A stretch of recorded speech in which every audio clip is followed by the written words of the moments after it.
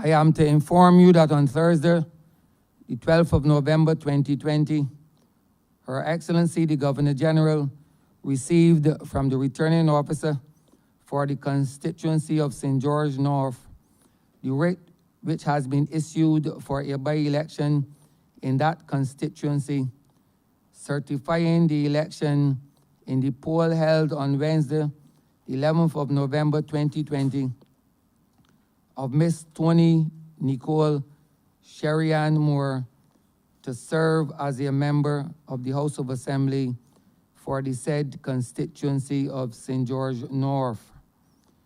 The oath of allegiance required by Section 59 of the Constitution and Section 62 of the Representation of the People Act, Chapter 12, was taken by Ms. Tony Nicole Sherry-Ann Moore on Monday, 16th November 2020, before His Excellency, the Acting Governor General. Yours faithfully, Cecile Humphrey, Cabinet Secretary.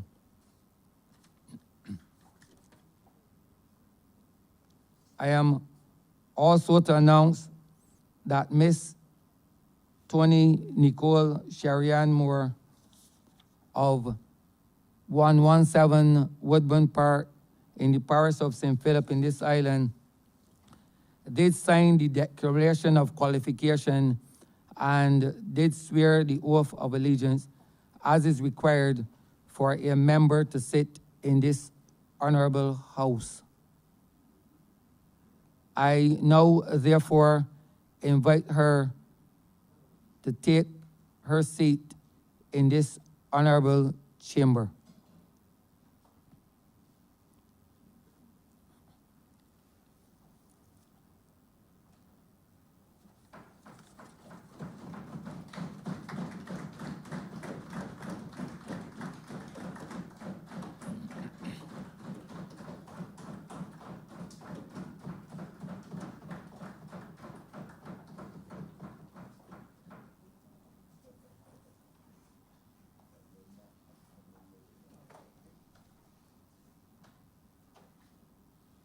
Could you kindly stand, Ms.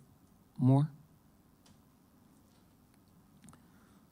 Tony Nicole Sherry-Ann Moore, it is my duty and my pleasure to welcome you to this honorable House of Assembly. I am sure that you have gained some experience from the other place, but in this chamber, there are lots of rules and lots of pitfalls. I hope that you will take great care in learning the proceedings of this House, and I hope that you will contribute to the debates generally that take place in this chamber. Thank you.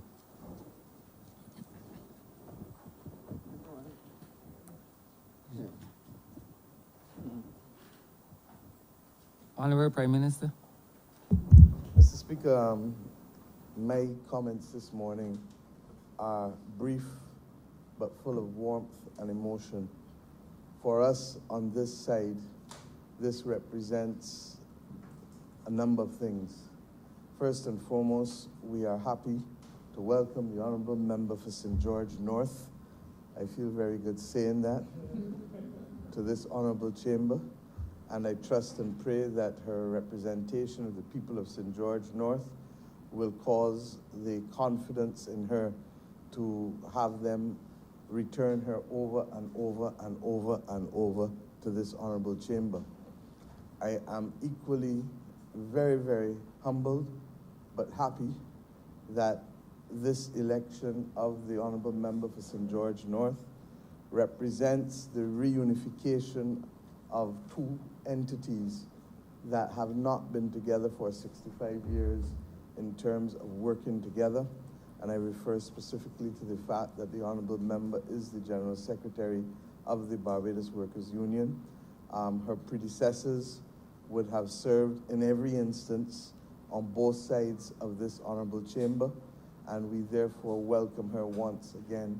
We welcome her as the General Secretary of the Barbados Workers Union to the parliamentary party of the Barbados Labour Party.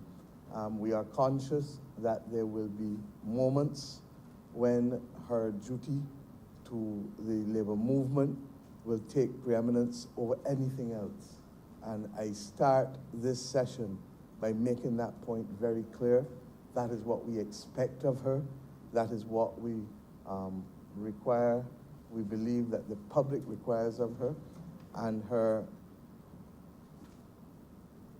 decision to work with us is one that is rooted in the same philosophical concerns and beliefs, but it is equally one that we recognize that requires her to be steadfast as the resolution of 1971 of the same Barbados Workers Union would have reflected when the then General Secretary was assuming a position on a party that is not represented in this honorable chamber today, but is still very much represented in the body politic of this country, and I refer specifically to the Democratic Labour Party.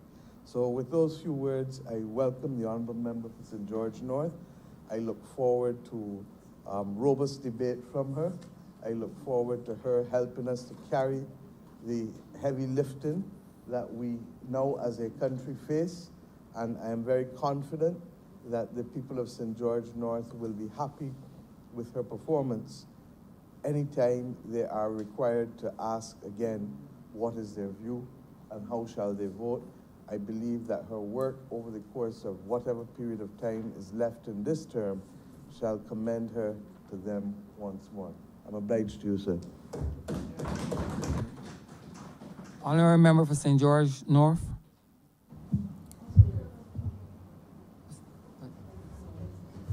I apologize.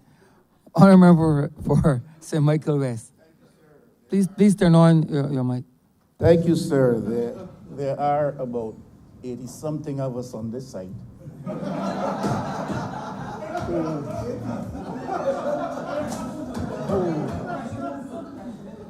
who I would also like to join in expression of welcome to the newest member to this chamber, the honorable member for St. George North. And certainly personally, I would like to offer again in this public space, congratulations to her. Must indeed be a memorable occasion for herself and husband and family. And long may that memory live and last with her. I can't say I recall my first moments of sitting in this chamber. I was reflecting on that when the honorable member entered. I don't even remember where I sat. I remember with whom I sat then, but I don't actually remember where I sat. Certainly, these circumstances today would be memorable for her. What I do recall of my own experience is that more importantly than where I sat was the sense of purpose with which I sat then. It's a sense of purpose with which and in which I'm still sustained today. And my prayer for the honorable member would be that that would be her experience. The purpose with which she strode into this chamber today would long live with her, and that she would valiantly serve that purpose. Political platforms give the opportunity for all kinds of statements, some memorable and some better forgotten, and some wholesome and some not so wholesome. And I say publicly what I've said to the honorable member privately, that ultimately judgment is not established in the critiquing tongues, especially of opponents or even of supporters. It is found more so in the manner in which you conduct yourself as you seek to serve. And I'm sure you will find and fulfill the proper way in doing so. And ultimately, it is to be found in the courts of heaven. And I'm sure the honorable member understands that. So as you seek to serve, I will advise you today in this public space. And I will not say stay the course. That might be a little bit of misguidance. But I'll say, I'll say to you, stay focused and keep the faith as you pursue the battle. Thank you. Honorary member for St. George North. Thank you, Mr. Speaker. Today I address you in the good name of the people of St. George North. I also address you in the name of workers of Barbados and their families. It is indeed a proud moment as I stand here with the confidence and in the confidence given to me by the people of St. George North to speak on their behalf, yet to speak more widely as the voice of working class people and their families at a time in our development where that voice is very much needed. I reflect this morning that it was about 26 years ago that Labour had such an opportunity to be in the House of Assembly. Perhaps some may argue that it was by choice that Labour left the House of Assembly, but it is easily recognized what was driving the choice at that time, and it is very instructive that the same reasons that caused Labour to leave are the very reasons that have invited Labour back. That is the need for Labour to have a voice, the need for that voice to be heard as we seek to uplift our people at a time that is very critical in our history, a crisis period. Our growth path will not only benefit or must not only see Labour reduced to being calculators of severance payments, which has been something that is easily observed for the past few months. Our growth path demands that Labour has voice and that that voice is fully expressed in the decision-making of this House, this chamber, and other places. I'm so proud, therefore, to stand here, Mr. Speaker, committing to continue working with you. You, Mr. Speaker, have worked with me very well over the past 6 weeks, and I look forward to working with you and others as we commit to putting Barbados first.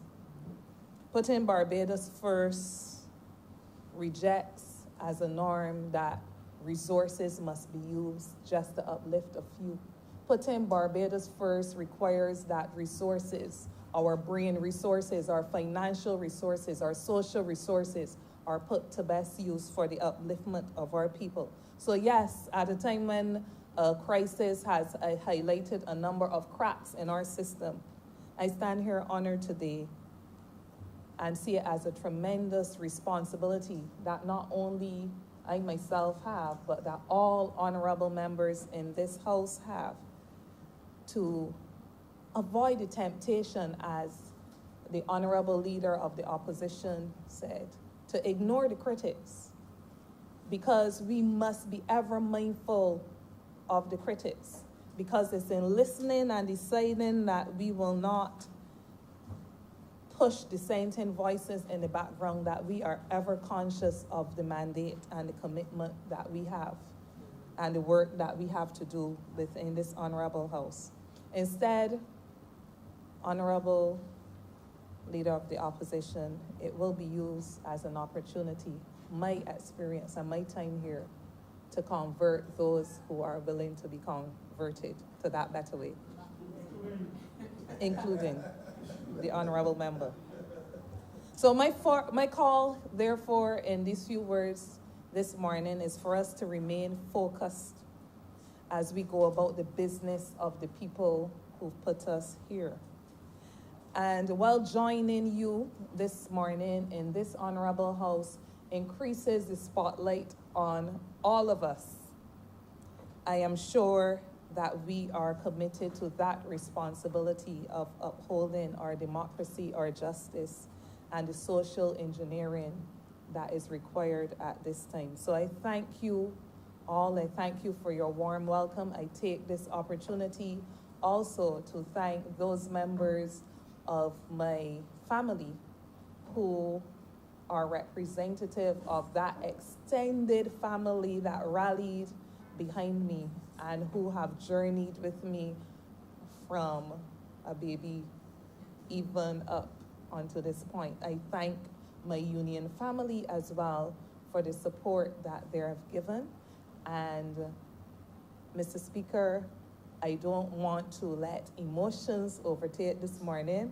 So with these few words, I am obliged.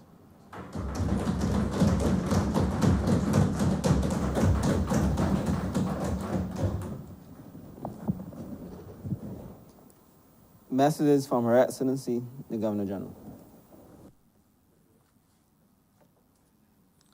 10th of November 2020, reference number GG 2S1A Volume 2. Dear Mr. Speaker, I have the honor to inform that I shall be away from office during the period 14th to 21st November 2020 on vacation leave. In accordance with the provisions of Section 29, Subsection 1, Subsection A of the Constitution, Sir Kenneth Rudolph Hewitt, KACBE, BJH, will perform the functions of the Office of Governor General during my absence. As the Honorable the House of Assembly will not be meeting prior to the start of my vacation leave, it will not be possible for the usual formal messages to be sent to your chamber. Will you therefore please bring my absence formally to the attention of the Honorable the House of Assembly when next it meets? I have the honor to be yours faithfully, Governor General. Petitions, papers, government notices, private members' notices, notices of questions, reports from select committees, first readings of bills, statements by ministers, congratulatory and/or obituary speeches, personal explanations, motions for leave of absence, oral replies to questions, notices of motions for the adjournment of the House on matters of urgent public importance, orders of... Mr. Speaker, I beg to move the suspension of standing orders 6, 16, 18, 20, 42 subsection 5, 43, and 44 be suspended for the remainder of today's sitting. The question is that the aforementioned standing orders be suspended for the remainder of the day's sitting. All those honorable members in favor, please say aye. Those against, please say no. Me think the ayes have it. The aforementioned standing orders are hereby suspended for the remainder of the day's sitting. Mr. Speaker, we now turn to appointment of the election of the Deputy Speaker. Honorable Leader of Government Business. Thank you, Mr. Speaker. I'm sure all are aware of the vacancy that has been created with the position of Deputy Speaker by the election of the Honourable Member for St. George North. And as a consequence, I beg to move that the position be filled by the Honourable Member for St. Michael Northwest. I'd like to second that. The question is that the Honourable Member for St. Michael Northwest be elected as Deputy Speaker. All those honourable members in favor, please say aye. Those against, please say no. We think the ayes have it. The honourable member for the constituency of St. Michael Northwest is elected as the Deputy Speaker.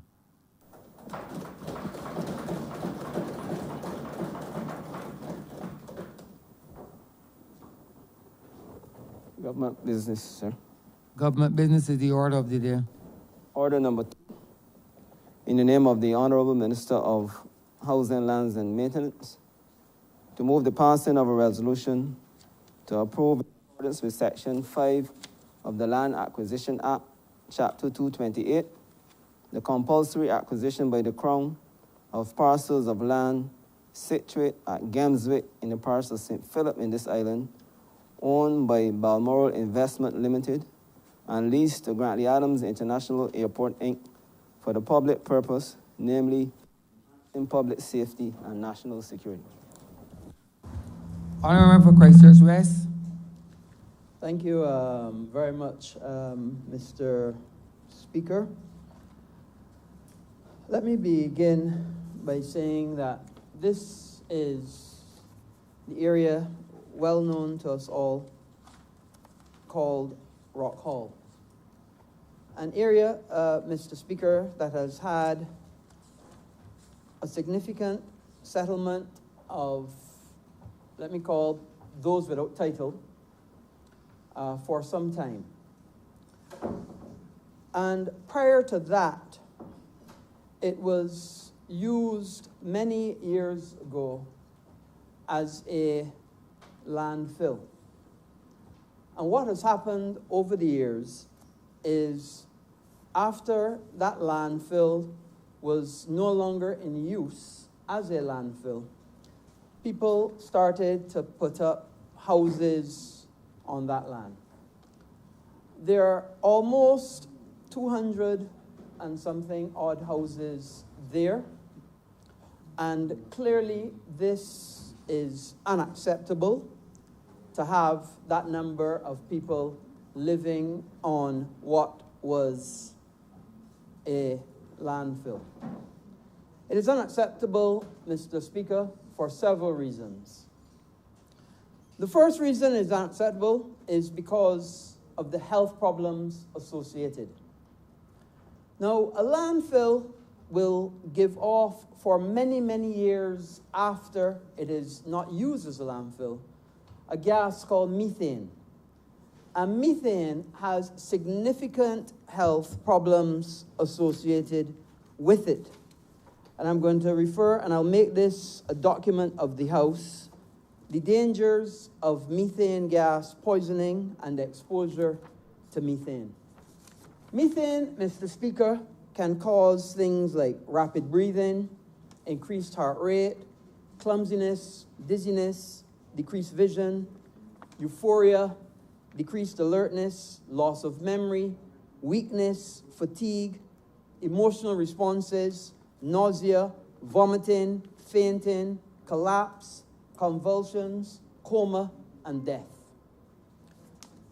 So, but that is just one gas that a landfill gives off. In addition to methane, a landfill will also give off hydrogen sulfide, which is another gas that comes from the degradation of the garbage over the years. That also has significant health problems to people who may be living or residing or inhale hydrogen sulfide over long periods of time. And it gives off another gas called radon. Radon, a third gas, Mr. Speaker, that has significant health problems, is linked to leukemia, is linked to prostate cancer, is linked to microcytic anemia, is linked to other forms of megalocytic leukemias, and significant problems. That is from the health point of view. Adjacent to this area is as well an old area that was also used as a dump that has significant particulate matter. And that can also give rise to inhalation problems and lung problems. Health problems, even if we assume or consider nothing else, there is absolutely no reason that hundreds of people should be living on top of a landfill.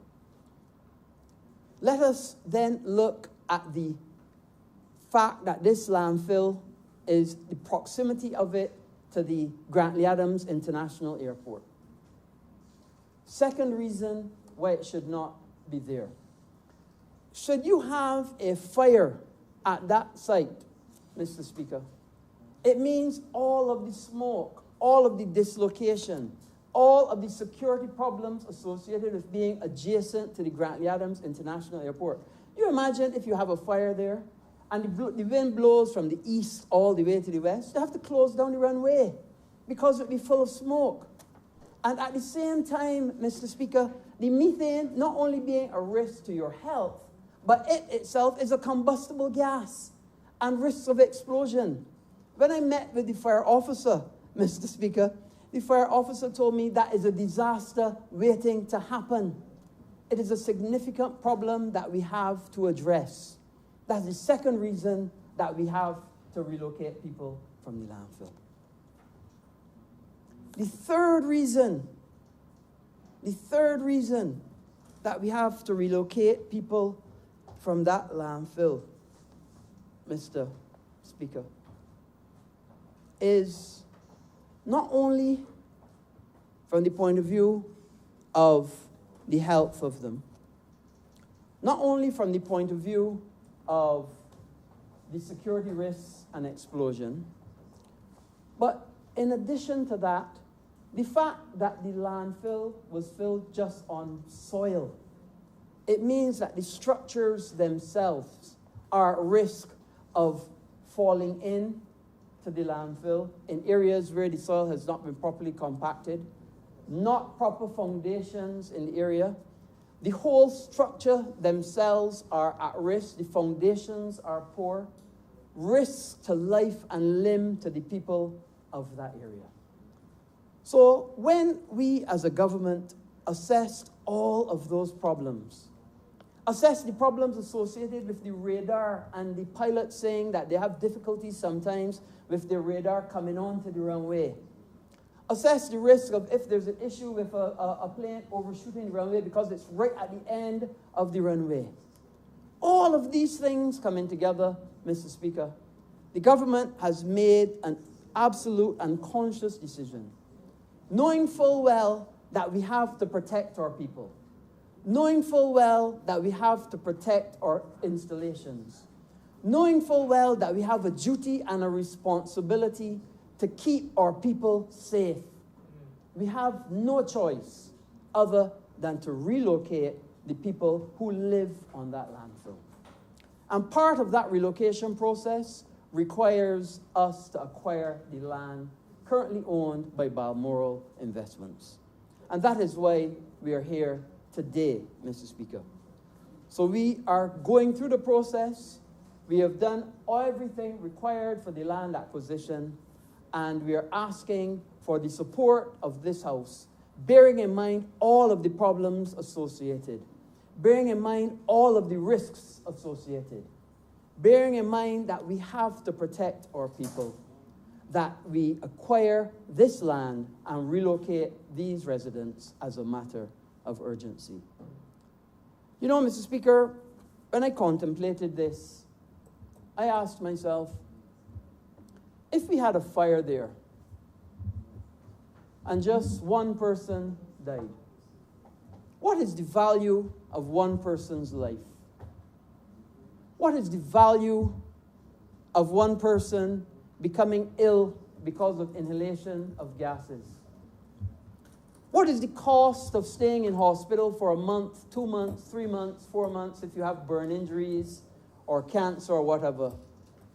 The cost, the Minister of Health will tell you, is about $30,000 per month per person.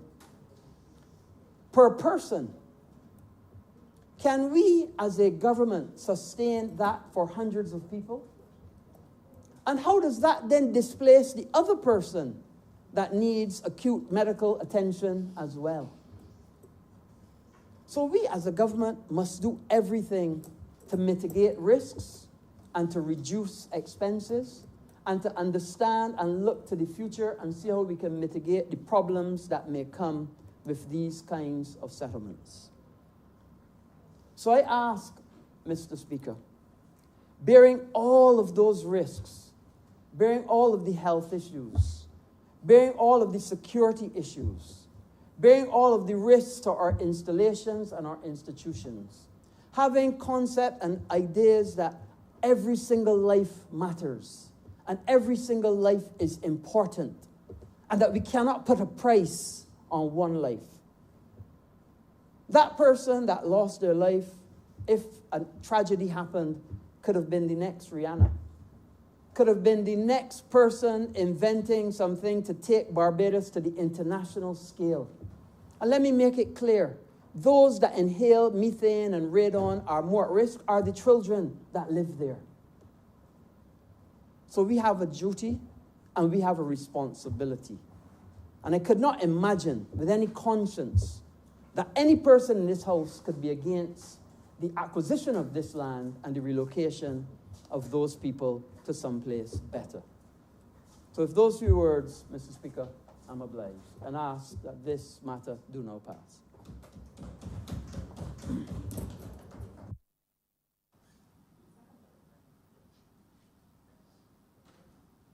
I'd like to second that.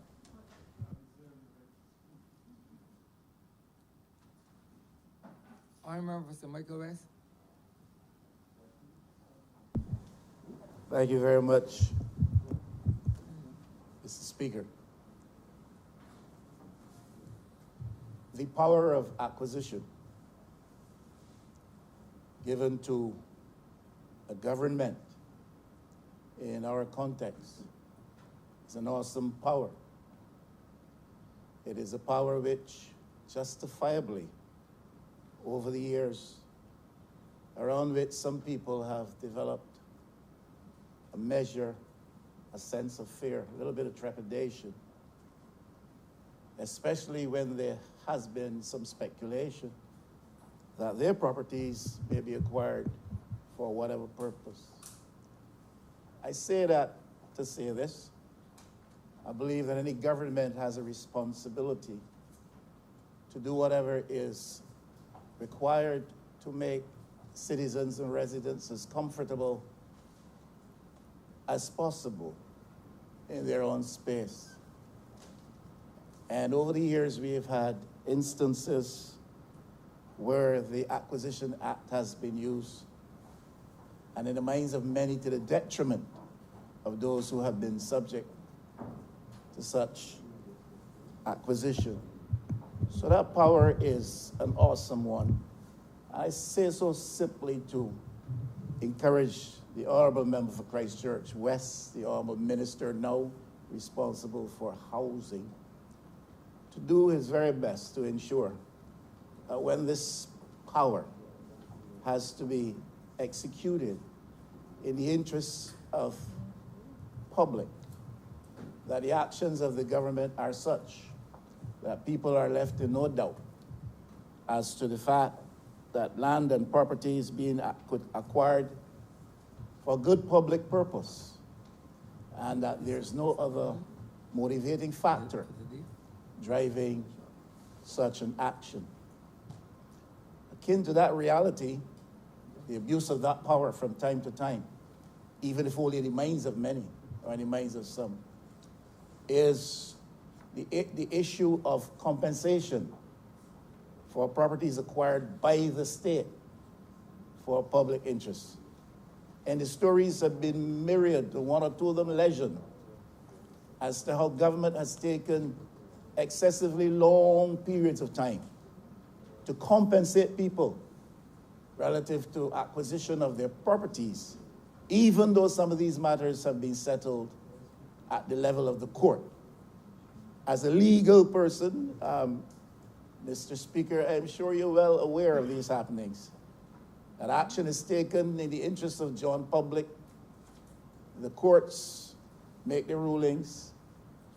Action should ensue in the interest of those who are complaining. Compensation should be made. And the years roll by, and that compensation is not given.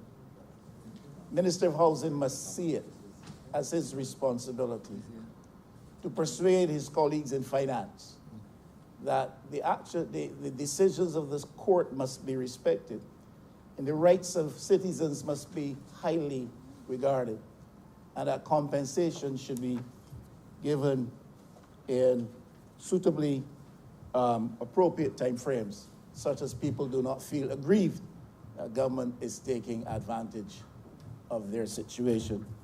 We had one recent case in which a citizen of this country is saying that after 25 years,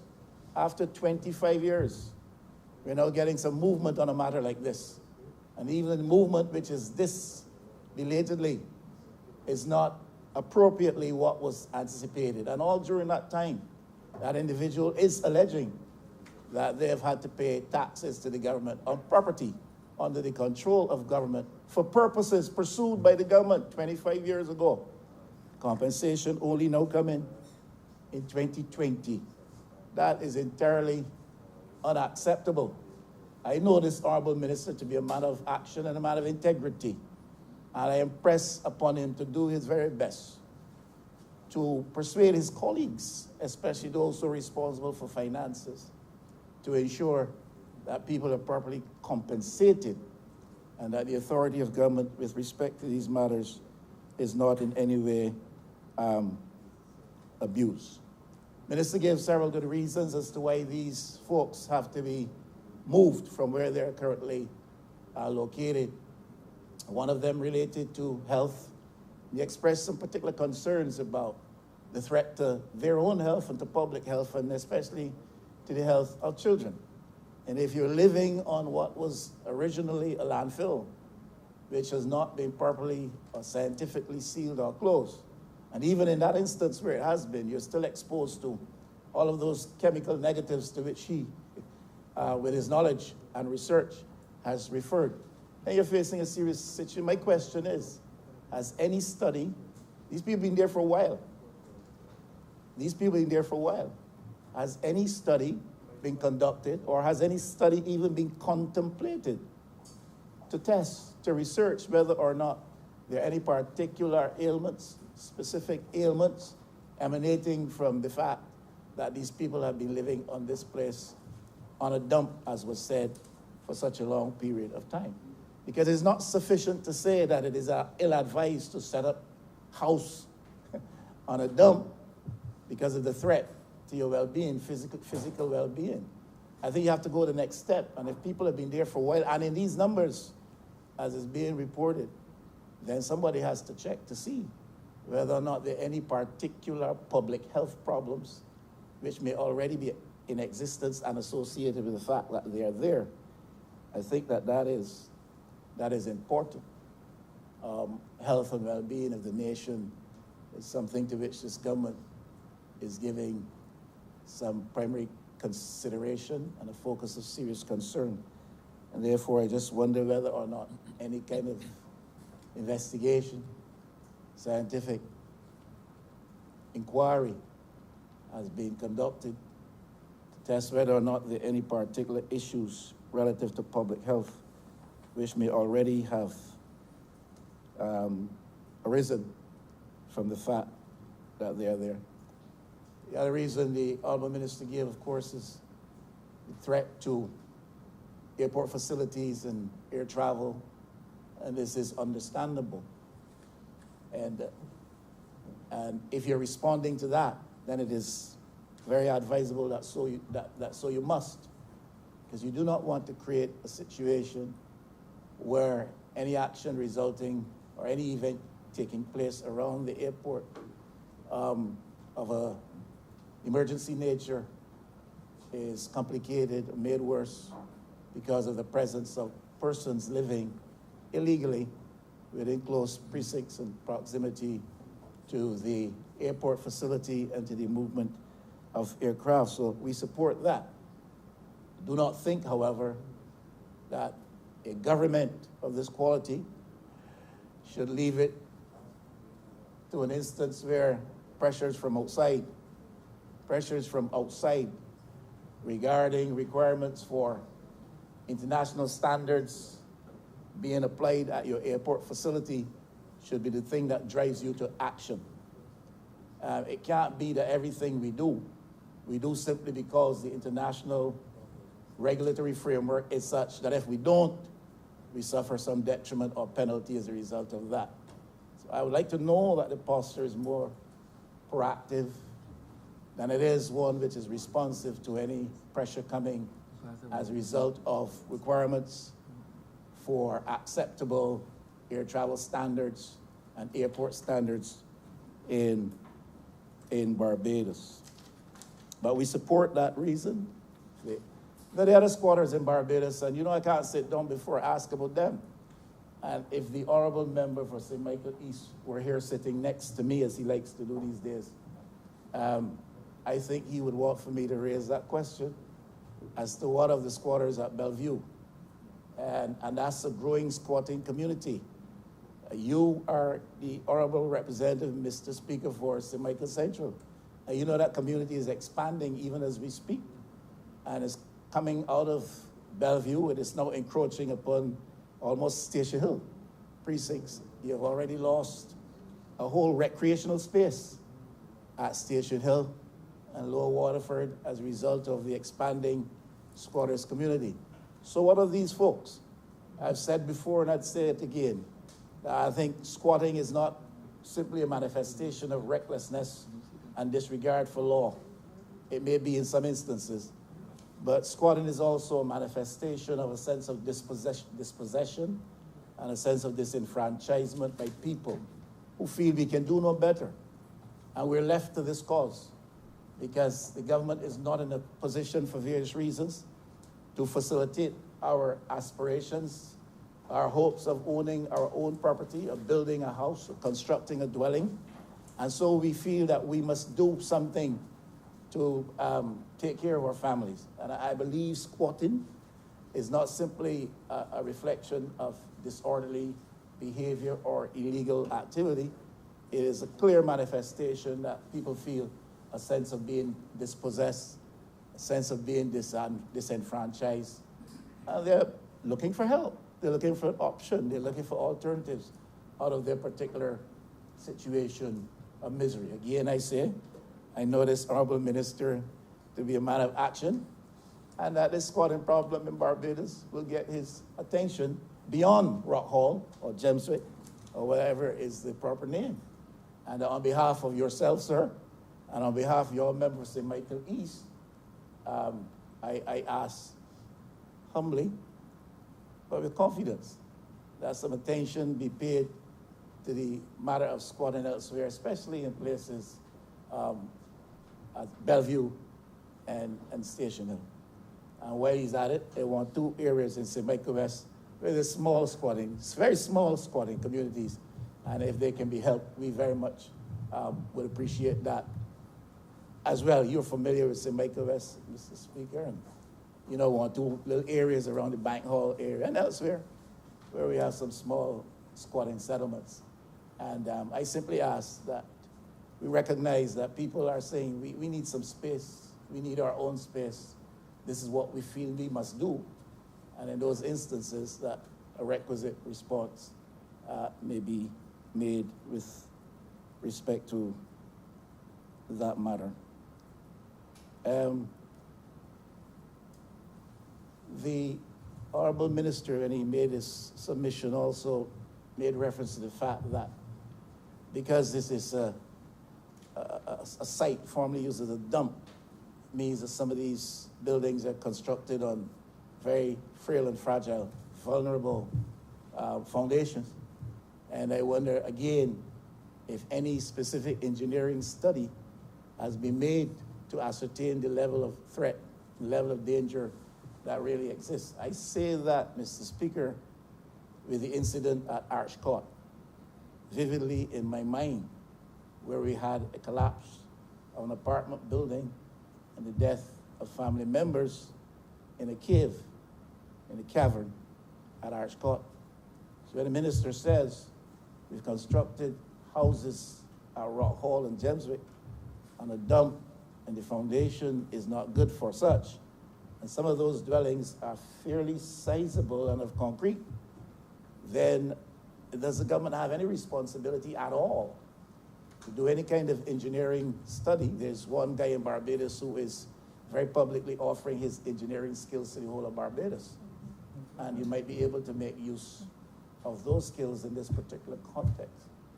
And very seriously, to ascertain whether or not we are facing any kind of immediate threat which would result in loss of limb and life.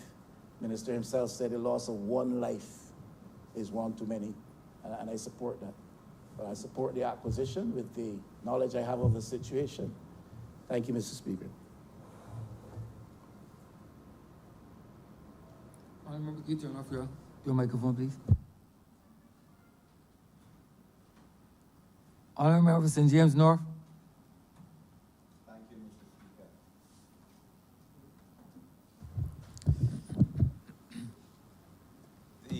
This resolution, as a land resolution, housing resolution, effectively gives honorable members an opportunity to speak in terms of housing policy and social land policy and a bit about social policy, although I would not go as wide, Mr. Speaker, as has been done in previous debates.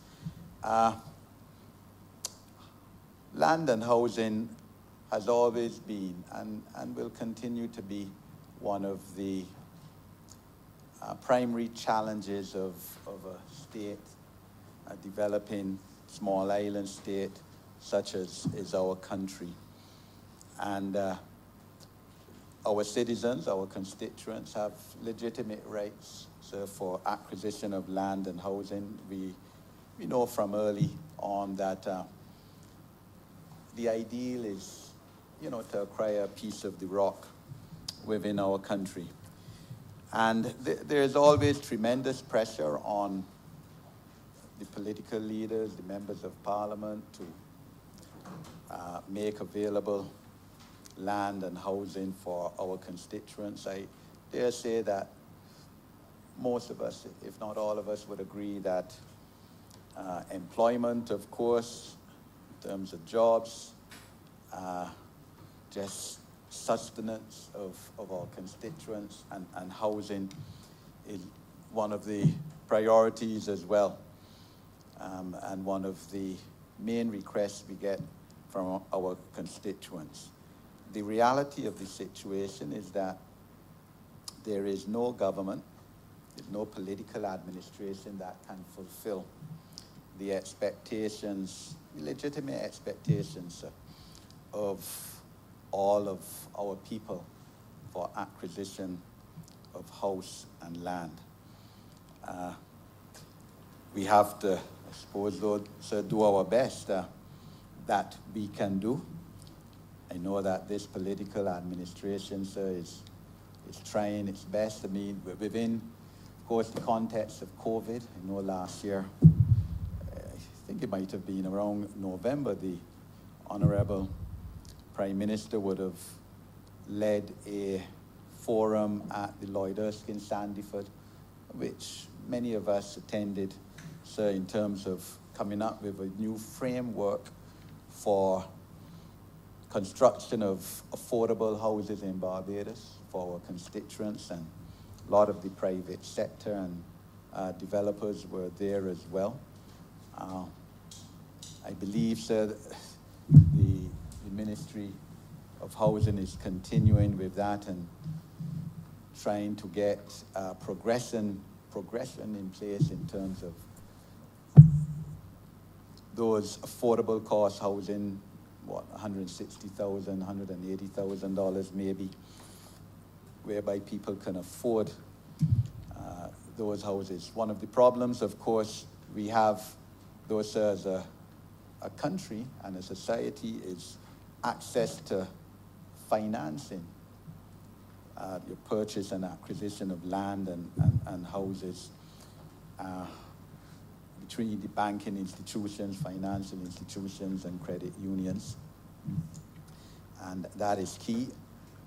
I know, sir, again, that this administration is looking at that. I mean, I think that the high point of that came in the last administration of the Barbados Labour Party in the late 90s, early part of this century, when, ironically, sir, the immediate former honourable member for St. George North was Minister of Housing, and the Barbados mortgage finance portfolios was in place, because this would have been put there, sir, on the basic realization that a government, a political administration, and through its housing agency, the National Housing Corporation, cannot get anywhere in terms of fulfilling the legitimate desires of our citizens to own a house. And you have to have assistance in this regard from the private sector developers, and you have to be able to incentivize these developers, for example, and the people to be able to build affordable housing. So I look forward, sir, to that development again, government in association with the private sector in terms of supplying affordable housing to our people and access to the financing of it. One of the realities, sir, as we all know, sir, as representatives of the people, is that we have a policy, at least the banking institutions, in a large measure have a policy that they would not lend, or they will be extremely skeptical to lend long-term land and housing policy acquisition loans to people who are not appointed in their jobs, whether in terms of government sector and mainly that or private sector. And therefore the government's recent thrust to appoint over 3,000 public servants and make sure that those who were in temporary positions, their positions become permanent, they're appointed, is all tied in this regard, because those persons would now have greater power and leeway in going to financial institutions to acquire houses. One of the issues here, sir, is to determine exactly or roughly about how many persons in Barbados do really require housing and lands now and are asking for an opportunity to get them. I mean, when I was deputy chairman and acting chairman of the National Housing Corporation like 20 years ago, sir, I believe the list certainly was over 20,000 for persons who, over a period of time, would have enlisted with that corporation in terms of wishing access to purchase land or housing, or to rent land and housing. Some of those are obviously may have died, sir, would have died. Some would have acquired housing some other way, some would have emigrated, and therefore it is incumbent on the Ministry of Housing, National Housing Corporation, to try to obtain a rough figure on how many persons still require housing. The reality is that in any given year or so, maybe a government could realistically provide 1,000 housing solutions. I mean, even that maybe stretching it. I know at one time, I believe under the last Barbados Labour Party administration, there was a time when you were aiming for about 2,500 housing solutions through government each year. That was never realized. It's virtually impossible, sir, for a state institution to do that. And we have to face this reality and engage with the private sector more. It could be a case, as I know was a concept in the last Barbados Labour Party administration, whereby permissions granted to property developers to develop land for housing purposes, or generally, for property development purposes, provision or as part of the condition, town planning application and permission would be that you had to identify particular areas within the development whereby lower income housing or middle income housing could also be obtained. And that is a concept that we may have to look at again, sir, as well. The issue, sir, of housing for persons with disabilities is obviously, sir, a challenge that any government such as this one, which is caring and which recognizes that a country is only as strong as its most vulnerable persons, has to engage in terms of thought process. Again, under the last Barbados Labour Party administration, we would have had white and then green papers on improving the lives of persons with disabilities, and those papers came up with a figure of about 10% of state housing for persons with disabilities. That has never been realized. That will always be a challenge as well. I know it happened in some areas. I believe in where some of the state housing was reserved for persons with disabilities. That, of course, is connected to other social issues in terms of making jobs available for persons with disabilities, again, in terms tied in with their education and training, so that they can pay the necessary rent, even if it is subsidized a bit. But these are all issues, sir. I know that the main focus now is security of our people in a COVID environment, security in terms of health, the physical, in terms of the economic security. But these are all issues that we also have to look at in terms of the policy, housing policy of the ministry. We had moved to high-rise housing rather than single houses, obviously allowing for the creation of more space. And the minister could perhaps say whether that is still a policy of his ministry. I'm sure it probably is, because you get in more space, but also, of course, there are some who oppose that concept, or at least have doubts on it, because you don't want to create building blocks which house a lot of persons. It has to be tied in with an environmental thrust, green spaces thrust, which again, of course, this political administration is very keen to pursue. The Honorable Prime Minister spoke up to yesterday about the administration's intention to pursue Golden Square as a green space for the people of this country. So, sir, the housing and land acquisition and for our people and availability of it is clearly a tremendous social challenge.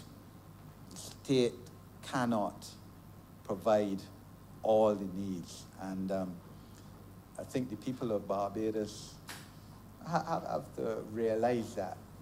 But government must do its best still to incentivize the private sector and property developers to join with us in allowing the creation of more land and housing solutions for our people. The banks, the financial institutions have to play a part in this.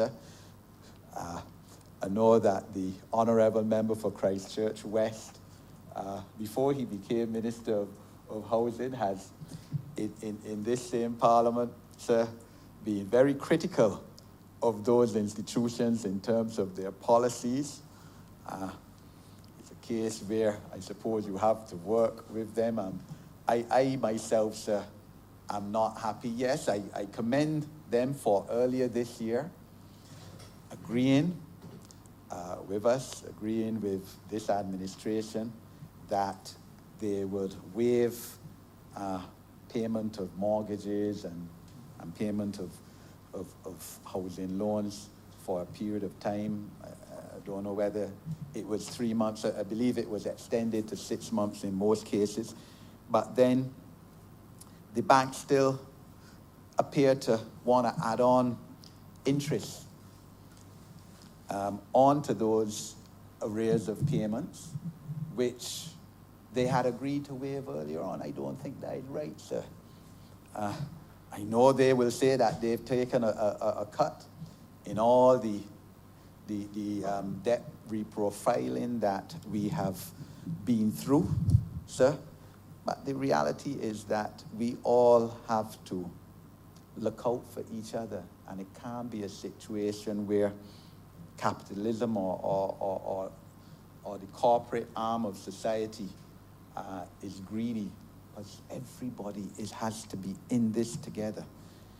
And a chain is only as strong as its weakest link, and we have to look at how those who are struggling in terms of their employment and in terms of general day-to-day living because of COVID, sir, with the government doing the best it can do in all the circumstances, better than the vast majority of countries in the world.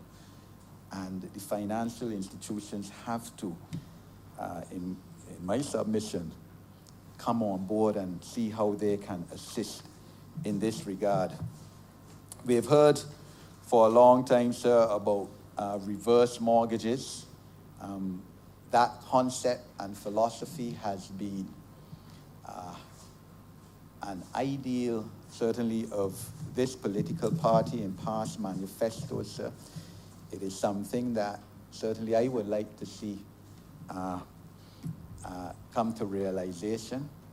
And perhaps the honorable member for Christchurch West could speak in terms of where that may be at, because we know, sir, that there are a lot of older people in our country who are, as we call it, asset rich, but in terms of income or finances, they may be poor. And that this is certainly not a novel concept. This is a concept that has worked in many other countries in the world, and it is something that the financial institutions of this country need to be able to get on board with, so that our senior citizens, our elderly population, who obviously are some of our most vulnerable, subject to health challenges and physical and other disabilities, can very well benefit from. So I know that I believe the Barbados Association for Retired Persons has also spoken in terms of that philosophy and that policy. This government, sir, has to be commended for earlier this term reducing the ultimate rate of land taxes for those who are most vulnerable, those who own properties below $800,000 in value, sir. I know that those above that rate, sir, have had to pay a great increase in land taxes, but that is a substantial increase in land taxes, but that is social policy. And it will not always be so, sir. But the reality of the situation is that those who could least afford that their rate and the quantum of land taxes came down.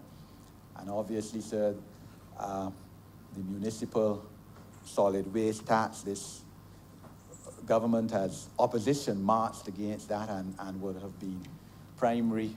I think the trade unions, I believe, marched as well in that, would have been primary responsible for the reversal of that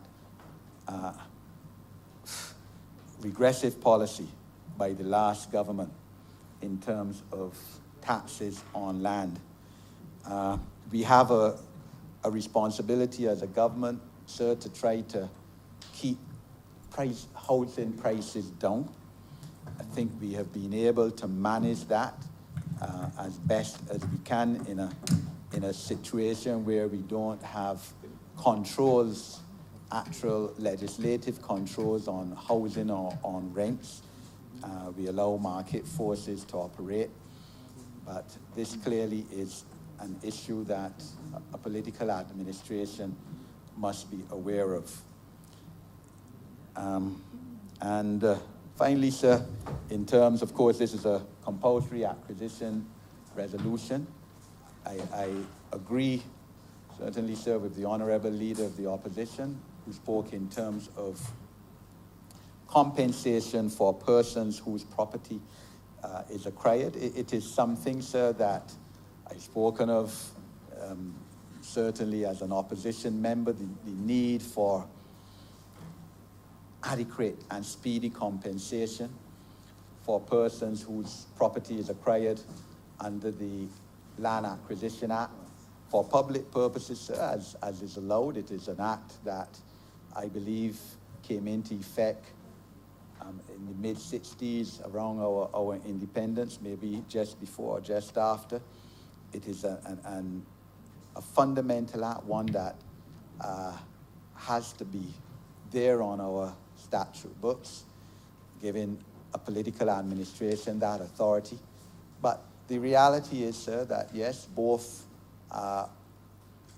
political parties that have formed the government since adult suffrage, since independence in this country, have not been as diligent as we ought to have been in granting compensation to persons whose properties have been acquired. I'm aware, sir, that I'm not so sure of the figure, the amount owed at present, but I know that this government has been making serious attempts to reduce the amount of monies owed to persons for their compulsory acquisition of their property, sir, as we ought to. The BRET program, of course, speaks towards payment of debt owed by government to its citizens, and I know that progress is being made in that regard to reduce that financial obligation of the political administration towards its people and its citizens. These are just some areas which we face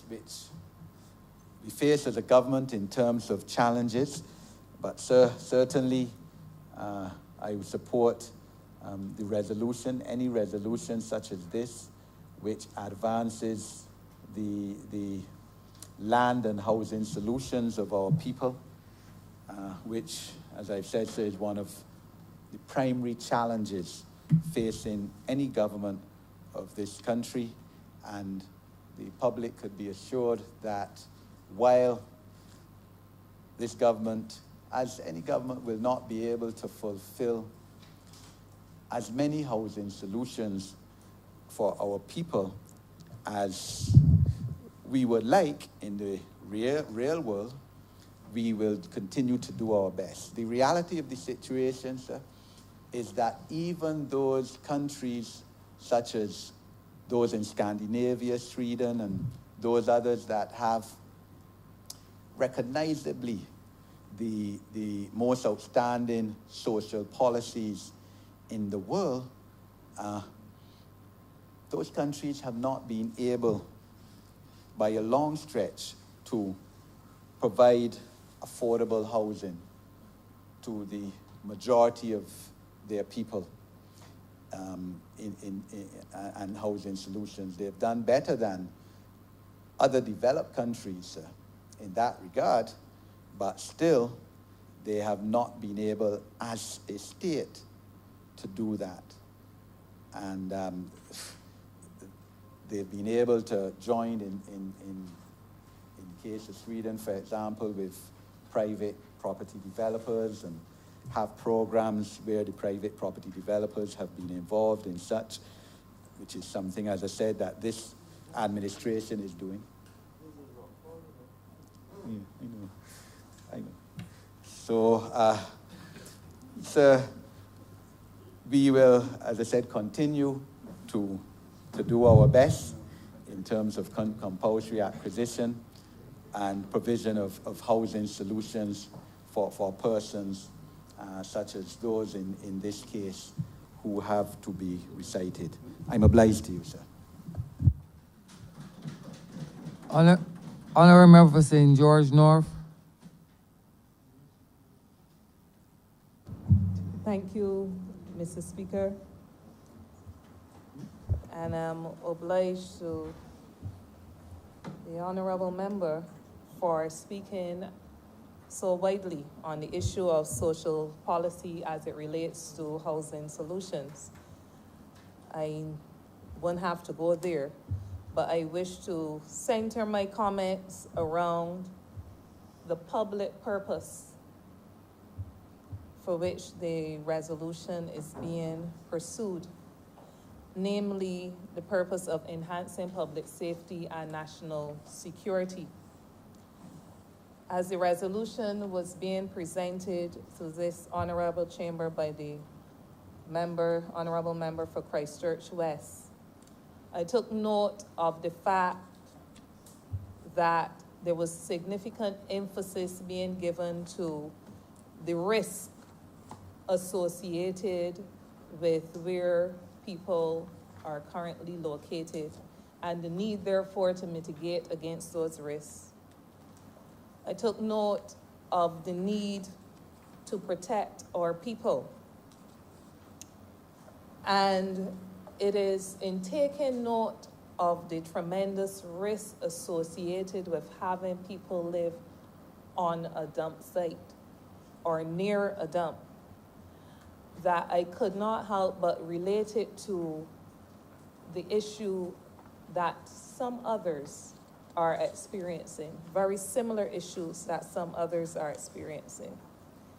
And I speak of the situation where there are residents in another area, members of our community, of our country in another area, living very close to a dump site, where the characteristics and the risks imposed are very similar, and where residents are being caused significant unease. Unease not only because of the smell, but because of everything that we are discussing here this morning and that the resolution seeks to address, the risks to the health of a community. I could not help but take note of the passion as expressed in the concern if one person, imagine the cost if one person dies, and the cost of people therefore suffering acute medical conditions as a consequence of where they live. And I therefore could not help but to utilize this opportunity for us to give attention not only therefore to the residents at Rock Hall that the resolution addresses, but also the residents at Lower Estate, where the conditions almost mirror directly a number of the conditions that we're seeking to address here. And whilst the issue of land acquisition or compulsory land acquisition may not always be practicable to address the concerns that we have or to address the solutions that will have to be put in place, what it signals is the need for very careful and deliberate and strategic and unhesitant action to address these concerns before they get out of hand and before they get to the point where compulsory acquisition and relocation of residents may have to become necessary. And the concerns that would give that the residents of Rock Hall or the squatters at Rock Hall, if we would rather, may have relating to health are very much the concerns that will be present in other areas. I speak of concerns from people who have asthma and other respiratory issues, people who would have concerns with how the conditions around them, not imposed by them, are impacting their skin and their health generally. And as I rise to support this resolution, I am mindful of the fact that every single life matters and every single person matters. I know that there was mention being made of squatting and how it is expanded in a number of different areas. I don't think that this is only an urban phenomenon, Mr. Speaker. I think that squatting and the need for housing solution is a national phenomenon. And the conditions, therefore, that give rise to this resolution are not conditions that anyone should recognize as being unique to the Rock Hall area as far as housing solutions, but as far as the health and safety of residents. And so I support the resolution on that ground. I also recognize the need for responsibility in making citizens and residents more comfortable in their space. And whilst this resolution addresses public safety, within the realm of public safety, I think consideration can also be given to the conditions that many would have to endure in situations where they are on Zone 1, located in Zone 1 areas. And therefore, the need and responsibility of a government to address these concerns or to position these concerns that individuals will have within their housing solutions. I speak specifically when I make mention of people who are living on Zone 1, there is the natural consequence that people will end up using pit toilets. Because if they're in a Zone 1 area, there's all the implications of contamination of the water and so on, and then the sewage issues that pertain that will inhibit or prohibit, rather, individuals from being able to have some of the basic amenities that many of us are able to enjoy. And in speaking to that as a cause for relocation, I could not help, as the honorable member for Christchurch West was making the presentation on the resolution, to think of the need for relocating some other members, not only because residents, not only because it is a public safety, but it is a health and safety concern of individuals and their families living in a particular area. And I cast my mind very easily to previous acquisitions, such as the acquisition at Hamlin, an acquisition that was made not only to facilitate housing, but to relocate individuals so that they can enjoy conditions that are safer and are therefore more healthy conditions to live in and to raise a family within. I also think of that relocation because it was one that would permit for road improvement to address road safety concerns as well. And in speaking of that and recognizing that, I have to venture into an examination of why it takes us as long as it does, having acquired pieces of land, to make the necessary payments for it and to pursue the objectives as outlined in the Hamlin case, the Hamlin land case of housing and relocation. Because I easily asked this chamber to recall that these were lands that were acquired from as far back as 2002, almost 2 decades ago. And we still have a situation where residents are uncomfortably living in Zone 1 areas where they not only have to be using pit toilets, but have to be drawing water from a standpipe up a hill to their houses on a daily basis. And therefore, where the health concerns of these residents are significantly compromised. So as I conclude my statement before this House in support of the resolution before it, I urge us to reflect on the fact that yes, every single life matters. I urge us to reflect on the fact that We need to protect our people. I urge us to reflect on the fact that if one person dies or if one person is injured, that's a cost that no one of us will want to carry for ourselves. And as we support this resolution, it's not one that will cause any divide or should not cause any divide by us, because the objectives that are being pursued ought to be very clear to all of us. But as we pursue this, it is for us to be conscious that this is but one of many areas of concern that would need to be addressed.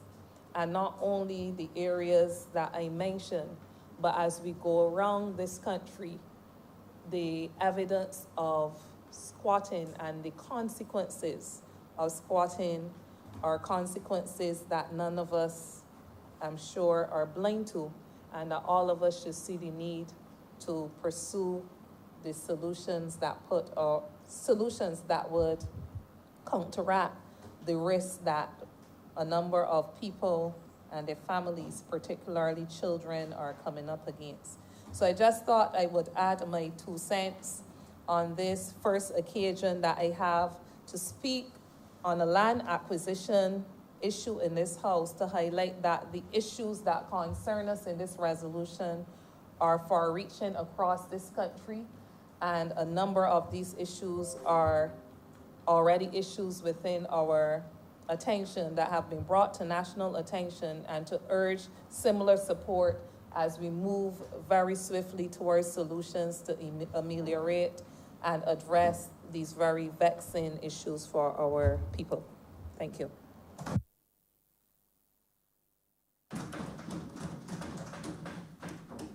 Honourable Member for Christchurch West. Thank you very much, Mr. Speaker. First, let me say it is a great pleasure and an honor of mine to be able to follow the new member for St. George North on her maiden speech. And I am sure that she will make many, many wonderful contributions to this honorable chamber. Let me first start with the acquisitions that the member for the Leave Opposition spoke about. Yes, acquisitions are a problem. Both administrations in the past are guilty of acquiring people's land and taking a long time to pay. In fact, one of the chief agencies that has contributed to that problem is the ministry that I used to be the minister of, Ministry of Transport Works and Maintenance, that acquired lands for road improvements and so on and so forth. But let me tell you that we are working to get that matter addressed. And I cannot suppose what Cabinet will do, but certainly in the ministry, we are putting things together to get that matter of all of those land acquisitions over the years addressed as quickly as possible. The honourable member also talked about, in particular, I guess he was mentioning Licorice Village and the Bell and those sorts of areas. And I also work with the Cabinet Subcommittee on the Sewerage System, formerly with the former member for Christchurch East, now with the member for the current Minister of Transport Works and Maintenance. And I can tell you that we are very advanced as well in putting together a plan and hopefully executing that plan very quickly for a sewer system, be it by reverse osmosis or however we decide to do it, for sewering that area of the Bell. So it is garnering the attention of the government, and we are looking to get that matter resolved, the matter that the Honourable Leader of the Opposition spoke about. The Honourable Member also spoke about studies being done.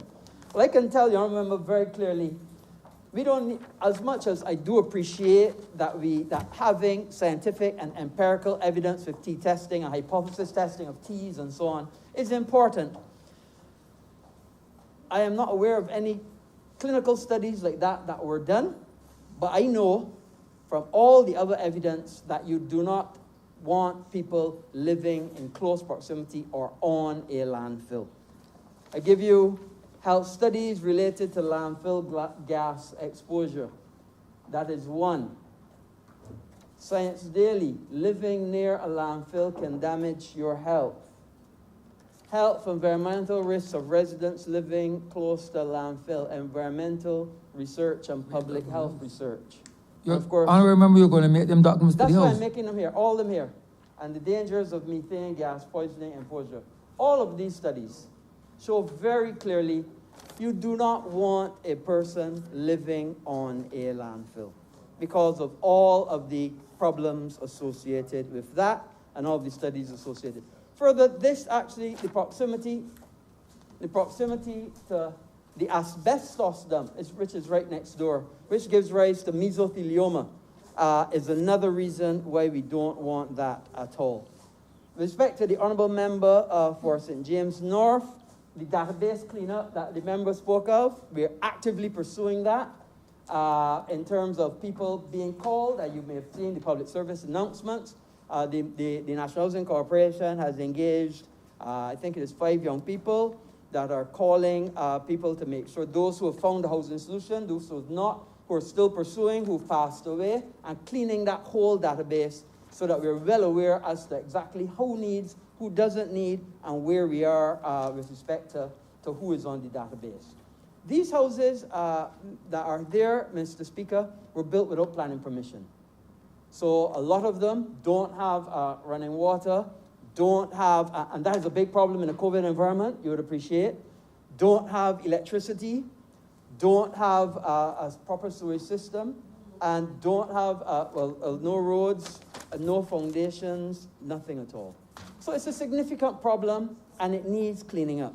And we are absolutely focused and determined to get this cleanup done. I could inform the Honourable Chamber that we've in fact already built a prototype. I'm just waiting for the Honourable Prime Minister to come and visit and give her approval, fingers crossed. And once she gives her approval, I am well prepared and ready to start building out those houses, to get those people relocated, and to get this whole area cleaned up as quickly as possible. It is, thank you, members. It's been going on for too long, decades. And now is the time. Now is the time to take this, face the problem, as the former Prime Minister would have said, face the problem and fix the problem. I am convinced we now have a solution. We have the places to position the people. We have the capability, we have the ability, we have the technology, and all we have to do now is execute. Honourable members, I would ask that this resolution do now pass.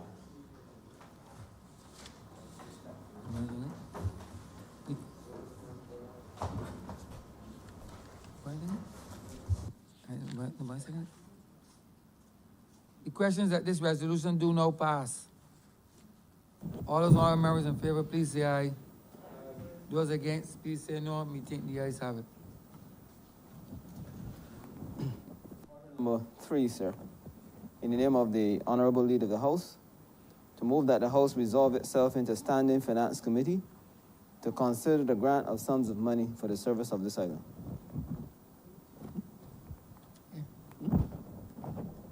Oh, yeah, sorry. Sir, before we do that, we to revert to government notices to give notice of that said resolution. Correct. Honourable Leader of Government Business. Thank you, Mr. Speaker. I beg to give notice of a resolution to grant the sum of $49,865,928 from the Consolidated Fund and to place it at the disposal of the government to supplement the estimates 2020-2021 as shown in supplementary estimates number 7, 2020-2021. Revert to government business, sir. Order number 3.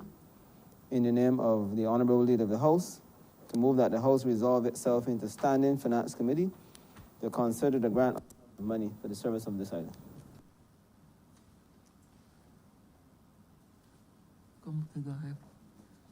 Honourable Leader of Government Business. I beg to move, Mr. Speaker, that you do not leave the chair and that the House resolve itself into Standing Finance Committee. The question is that the Speaker do not leave the chair. The question is that the Speaker do not leave the chair in the House resolving itself into Standing Finance Committee. All those honorable members in favor, please say aye. Those against, please say no. Meeting the ayes have it.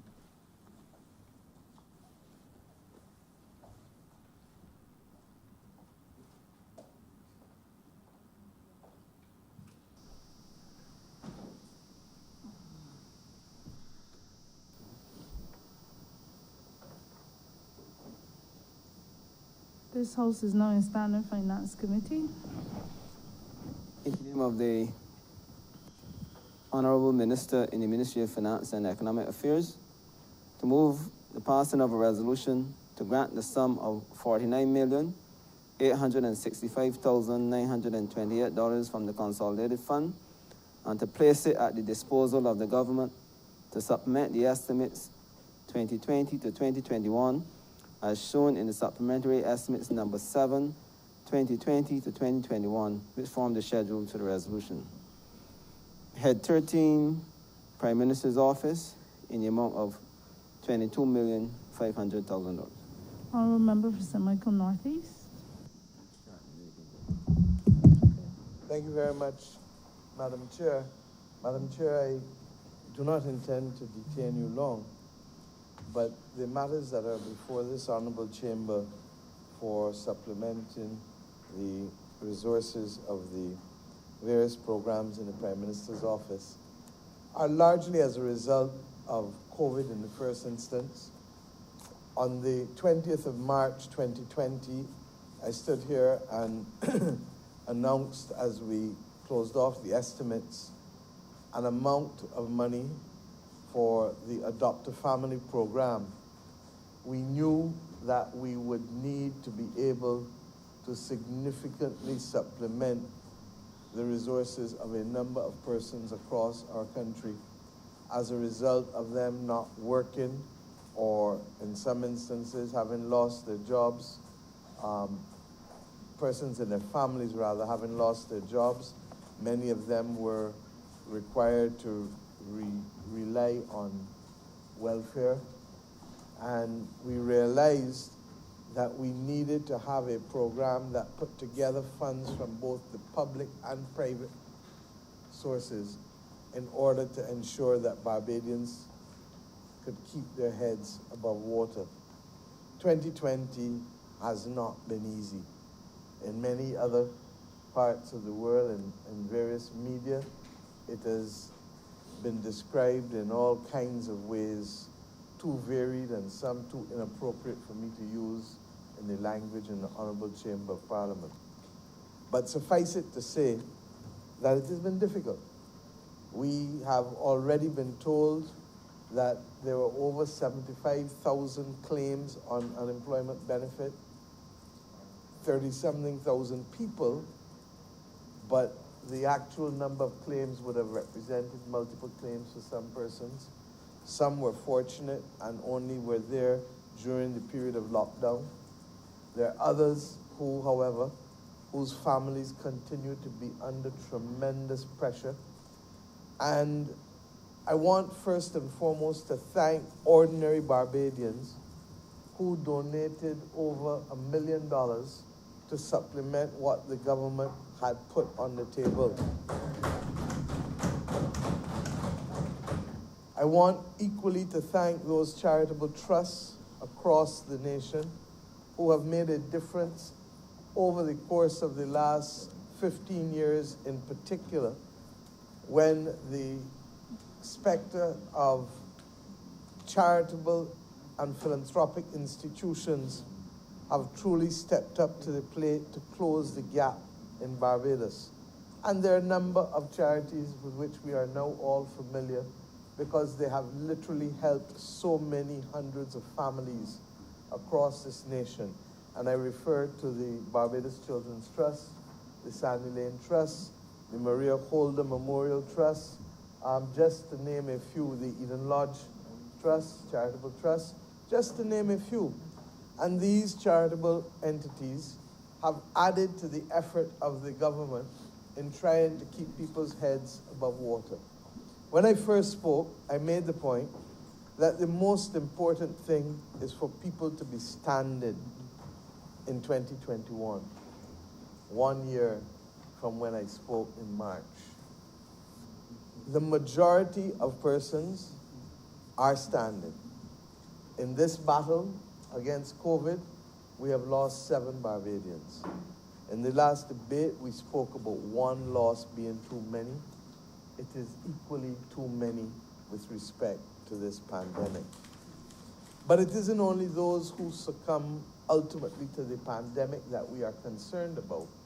It is also those whose circumstances have been severely impacted as a result of the pandemic. Not necessarily from a public health perspective, but entities or people that they may have been relying on are no longer in a position to be able to assist some of the families that are there. There are persons who may have been working as gardeners. There are persons who may have been working as around persons' households. There are persons who may have been working as seamstresses. There are all kinds of professions. There are farmers who may have had secure markets before, but who, because of the reduction in the number of visitors coming to the country, have not been able to supply their goods and produce in the same way as they were before because of the diminution in demand as a result of the reduction in travel numbers to Barbados.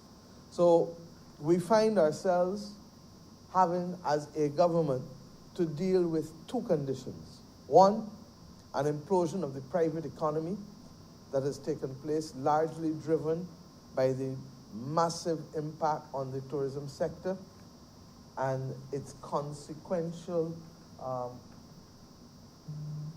its consequences upon other sectors in our society, be it the farming community, the manufacturing community, be it on employment, be it on transport, coaches, tour buses, be it in attractions.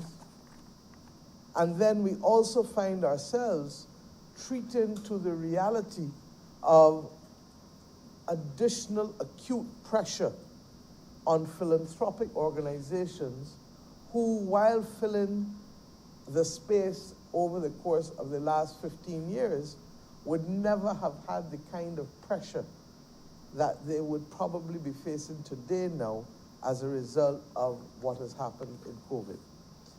This, were it not for the fact that it is a global event, would have caused even greater psychological stress than it is doing. But the reality is that because it is happening globally, there is an understanding on the part of those who might otherwise be less sympathetic and more insistent on executing programs to assure them of their rights in the circumstances. And to whom do I refer? Specifically banks, specifically financial institutions, specifically landlords. And while there have been some difficult stories that we have had to intervene on, for the most part, there has been a willingness to work with people, recognizing that the circumstances into which people find themselves is literally beyond their control and beyond the control of the government or of the region or indeed now of the global community.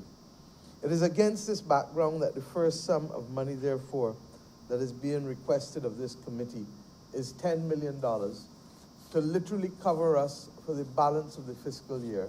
The first $10 million took us to October. Even as we moved around St. George last week, there were persons who reminded me incessantly that this $600 a month made the difference between them being able to live or not live, and that they were hopeful. They were hopeful that the program has not come to an end, as they had been told by, obviously, officials who were unaware that we were planning to come to Cabinet and to Parliament for an additional $10 million to cover us for the next 6 months of the year, literally from November 1st to next 5 months of the year, to March 31st. And therefore, I'm asking this honorable committee to agree to this sum of money to allow us to have a seamless continuation of the funds to be delivered to the families. The general rule is if you are drawing unemployment benefit, you will not benefit from the $600 a month. And it's very simple. As I said in recent times, this government must first deal with needs before it can deal with wants. And we deal with needs in order to ensure that next year, this time, that all who are standing now as far as possible will be standing as a result of our being able as a people to hold each other up, recognizing that the government is the one entity with the greatest girth now, especially with the implosion of the private economy and especially with the additional pressure on the charitable organizations. Having said that, I want to salute the Sandy Lane Trust for the significant sum of money that they have put in vouchers in every part of this country, without reference to any kind of other considerations. And I do believe that those families would want me to say thank you to them on their behalf, because those vouchers have made a significant difference in the ability of families to keep their heads above water. This is not different from what is happening in the United Kingdom or Canada or the United States of America, where other established charities have had to step into the void in order to help close the gap. The notion that there are tens of millions of people unemployed in the US really has been a leveler. And when people say that COVID is a leveler at all levels. It levels countries, it levels human beings, it levels everybody. Because none of us is immune from the reach of COVID, either from the public health reach or indeed from what has now become the economic reach, which, if we didn't know through literature what the Great Depression was like, we know it firsthand from our experience today. And I keep making the point that the resilience of our people is what is going to get us through. And why? Because I know that it was the resilience of our grandparents and great-grandparents that got them through.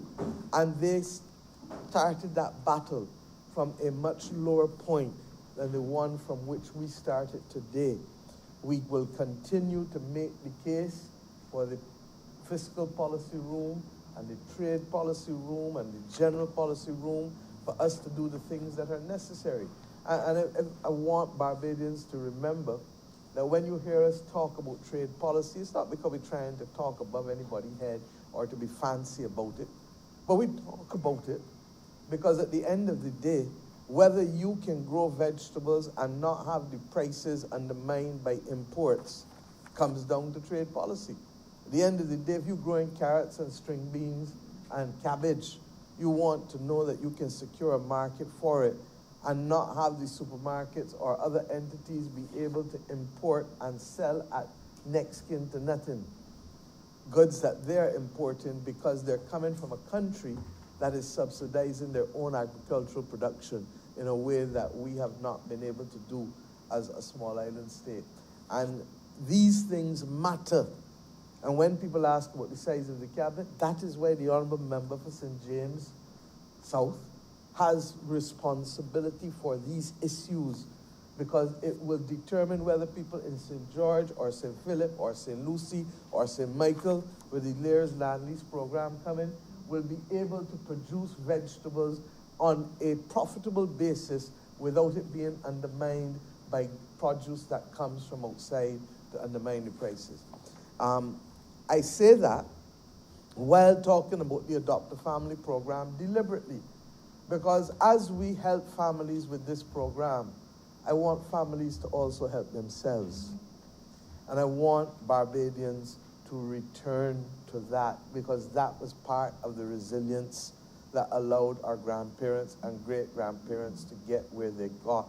The notion of children taking out stock is more than just having lamb to eat when the day comes. It is about the discipline of knowing what it is to take care of a living organism, a living animal, and having to be responsible regardless of whatever else you have to do, homework, eating, going to school, going to play, whatever else persons have to do. Those children then have an obligation still to go and take out the stock and bring back in. In some instances, it's cows. In some instances, it is sheep. I'm trying to get, especially across the urban corridor, more and more Barbadian families owning sheep, raising sheep. Why?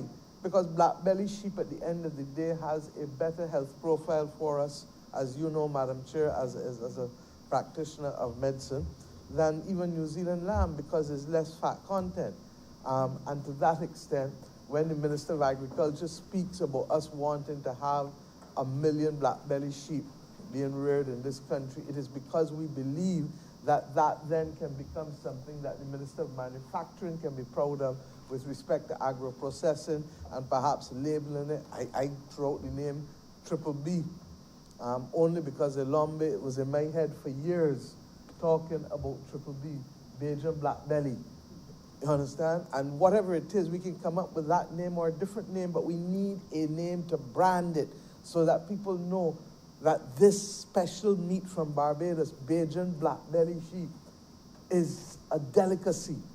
And while others may try to produce it, just as flying fish is our own, and there's a project that I'm now working with the Minister of Maritime Affairs and Blue Economy and the private fishermen on to see how best we can deal with the reality that sargassum weed has literally caused problems for our fishermen to be able to access flying fish, because instead of the flying fish spawning by the side of the boats, the sargassum weed is carrying the flying fish down deep into the ocean, and the currents are then moving the fish, so that there are issues as to why we haven't seen the level of catch that we're going on. Believe you me, I'm not trying to digress too much, but believe you me, I need our families to take responsibility in the way that they can. Those families that want to have access to lambs, I am going to ask the same Adopt a Family unit to be able to make sure that we can give people access to lambs so that they can do it and give them that start off. And obviously it won't be 100 lambs. You may get 2 or 3 lambs to start, but it is a start for you to go. And we will also work with those who want to get into backyard farming. I am adamant that we need a new unit in government that focuses on transforming behavior. Government Information Service is about communication. But I need a Department of Public Affairs that is going to help us transform behavior. How do you plant string beans? How do you plant herbs as opposed to carrots, as opposed to sweet potatoes? Do I need to have an open field to plant sweet potatoes, or can I plant them in something that literally in my backyard in terms of canvas bags and that kind of thing? And at the end of the day, you cut the canvas at the bottom and pull out the sweet potatoes. There are a whole host of master classes that we can do for our people, for these same families, the Adopt a Family program, so that as they come through this, they come through with greater skills than they went into it, while the government at the same time is supporting them and helping them move from day to day to eat. We will continue the philanthropic drive. We are conscious that not everyone is in a position to do it, but those of us who earn a little more than the rest, I ask us to remember, especially as we move into the end of the year, now is the time to give. The spirit of Christmas is what? Spirit of giving. And that really and truly, I want to appeal to Barbadians to remember that this program is here. It is being managed by public officials, so you need not worry. The accountability is there. It will come to Parliament. But in the meantime, we believe that government has the primary responsibility to put another $10 million in place to carry us to the end of March. The second part of the program, Madam Chair, is one that I am adamant that we must put on the agenda and achieve over the course of the next 7 years. I keep going back to the address that I made on the 2nd of January 2020 because it was not a light address. I spent the Christmas season reflecting on what was the message that I wanted to send Barbadians in the year 2020. I did not know that we would be reminded of its critical importance as a result of the pandemic. And it is even more necessary for us to achieve it, for us to become world class, for us to be that place. As we discussed yesterday evening as we finished with the movement of Nelson, where our people can be counted as among the most educated and culturally sensitive people in the entire world of any nation. Our people can become world class in every respect. If we want to have these lofty aspirations, then we've got to fix some things home at us first. And one of the few things that need to be fixed is the notion that we are going to let the fourth decade of the 21st century come with people in Barbados with pit toilets. This Barbados Labour Party government has not come just to talk across the world or to do the other things. Those are done in order to give us the policy space as I just described just now. But I am forever rooted that our primary responsibility is to uplift Barbadians regardless of their circumstances from the level that they're at to the next level. And the most difficult level for us to reason with in our heads, to understand how does a country reach 54 years and still have 4,000 odd pit toilets on its landscape. I say to you that the time has come for us to treat this as a special project. We were hoping as a government to get the funding in a special loan. It has not yet come through, but I'm not going to let this government wait any longer before we start the battle to eliminate pit toilets from the landscape of Barbados. We also recognize that it is critical that work be created for small contractors and tradesmen in this country, and who, at the end of the day, also have families that they must feed. And if we can therefore help them while helping us to obliterate from our landscape that presence of pit toilets, then we would have achieved both objectives with this simple allocation. As a result, I think we are all agreed that the majority of pit toilets are in fact in the urban corridor because of settlements that have come in, but we have learned that there are a number of them in the rural areas as well. And in many instances, what has been disturbing to me is that the progress made in the past has literally, in some instances, been reversed in the last decade. And there were a lot of people who, for whatever reason, because they were not working in 2012, 2013, 2014, 2015, and you become big men and women and you can't live in the same house without quarreling and fighting, and family look at you and tell you, look, you go and build something outside there because you can't live in this house with me. I love you, but you can't live out here with me. And they then send them outside to build something.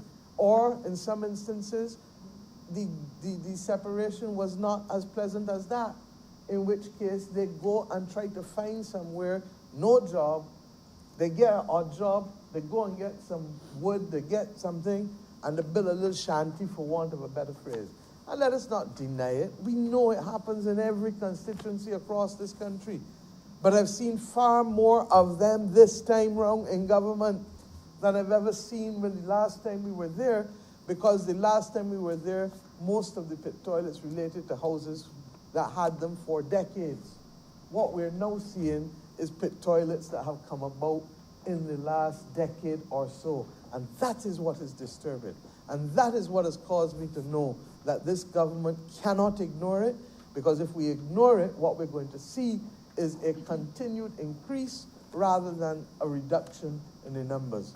So we are committed every year, and I'm committed now. There are a few things that we have done as a government to commit. The trust loan is one of them. This is another one of them.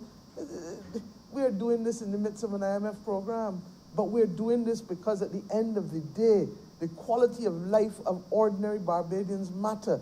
And if we start to understand why is there the social decay that is taking place in this country, we will start to recognize that all of these things add up towards it.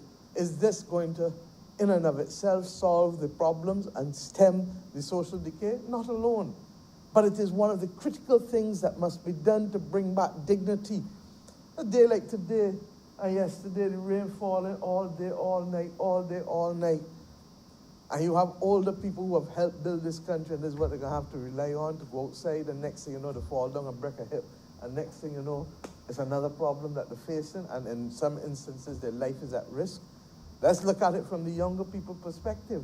You got young kids, they're frightened necessarily now in today's age. There is more shame because social media has created this alter ego that I find difficult to understand sometimes. But everything is about show. And these kids now may not want to bring home people by them because they know that if they want to go to the bathroom, they only got to put toilet in at them. There's all kinds of things going on. And I am not giving no Bajan no more extra luggage to carry on the shoulder or no quarries to carry on the shoulder. So let's deal with it, get it out the way. It's going to take 5, 6, 7 years, depending on the fiscal space that we have, in order to put this behind us. But it must now be seen as a priority for the Ministry of Finance to provide these funds, because in the same way that we started to set about obliterating the tenantry roads that were mud and rock and stone, as the last Barbados Labour Party government did, where we put in a whole host of paved roads across this country, across rural and urban Barbados, in a way that has allowed people to be able to get to their houses, to have ambulance and other emergency vehicles, get closer to them, for them not to walk with plastic bags and 2 and 3 pairs of shoes because of these circumstances. And while that is not fully finished, we have come a long way from when I came into public life in 1989 in this country, from where we were in 1989. I hope that in 7 years from now, we can say that the only reason anybody has a pit toilet is because they went and dig one the week before. And that in truth and in fact, we become a country that literally works with persons to ensure that this is not part and parcel of the legacy that an independent Barbados gives them to move into the next generation. So with those words, I'd like to ask for $5 million for the Rural Development Program, Commission, and $7.5 million for the Urban Development Commission. I anticipate before the beginning of the next fiscal year that we will have the National Development Commission, and integrating the two of these with a rural and an urban component. We are doing it because it makes no sense to us to have 2 separate HR departments, 2 separate finance departments, 2 separate IT departments, when in truth and in fact we can consolidate the 2 institutions as one, but still leave them with their mandates in terms of rural Barbados and urban Barbados, so that there is not that lack of appreciation for the difference between the 2 entities.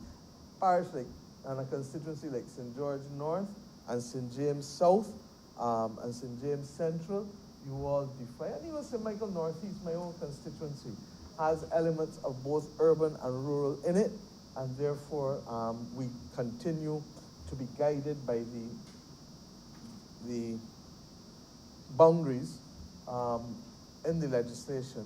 But equally, we recognize that the urban stretch is moving above that highway mark more and more, and therefore we may have to do some slight tweaking to how we treat to it, because Charro Bridge is as urban as they get now in Glebe is as urban as they get in St. George now, in terms of the services that it provides, the town center that it really is for Central Barbados.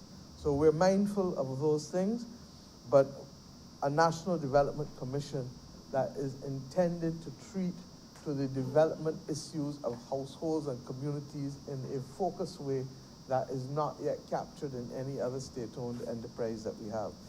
Madam Chair, with those few words, I beg to move that Head 13 stand part, and that it finds favor with the members of this honorable committee, as I believe that these sums of money will make a significant difference to tens of thousands of households in the remaining part of this fiscal year, from the point of view of the Adopt a Family program, but also from the point of view of the hundreds of people that will benefit, we hope, ultimately from the pit toilet, the eradication of pit toilets in our country. I'm obliged to you, man.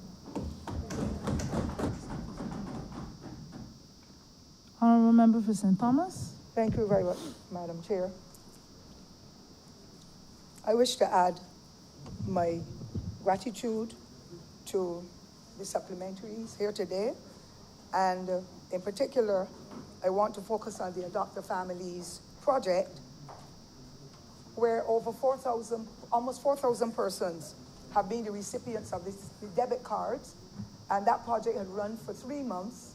And then when we recognized that COVID is still with us, it had been extended to 6 months. And it means that the injection of the $9.9 million, almost $10 million into this project will help to go a long way in helping to ease the suffering of those many thousands of recipients and others who would not have fitted the profile at that time, when we acknowledge how so many other persons, especially in the tourism sector and others, are now on the breadline, having received their benefits long time ago, and they have already been dried up.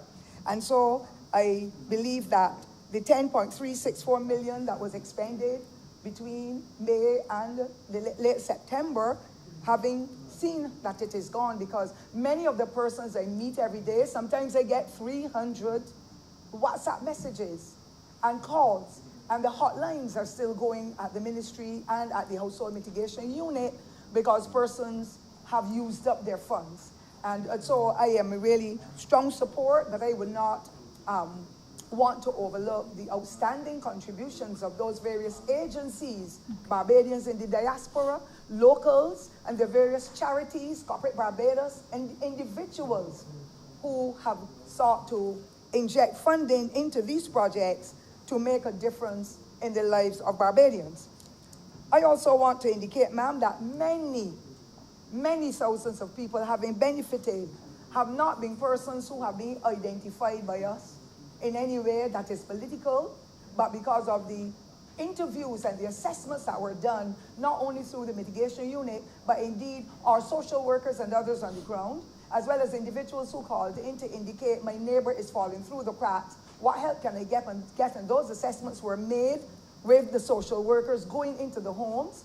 We were able to get a better idea as to what is actually happening now. And there's nothing worse in the world, ma'am, to reach this stage in our development when Christmas is now so bleak for so many thousands of families in Barbados and indeed in the world.